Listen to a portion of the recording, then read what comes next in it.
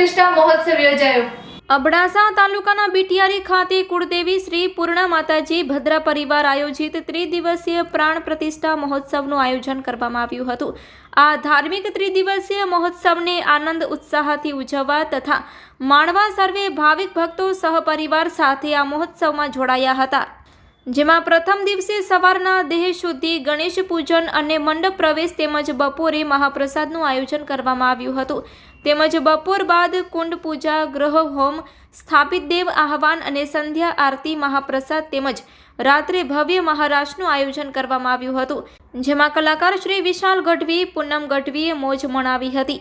જેમાં બીજા દિવસે સવારના ગણપત યાદી, દેવ પૂજન, કુટીર હોમ, જલયાત્રા તેમજ બપોરે મહાપ્રસાદનું આયોજન કરવામાં આવ્યું હતું। ત્યારબાદ બપોર પછી પ્રસાદ હોમ, મૂર્તિન્યાસ અને સ્નપન, સ્થાપિત દેવ હોમ અને સાંજે સંધ્યા આરતી અને રાત્રે મહાપ્રસાદનું આયોજન કરવામાં આવ્યું હતું।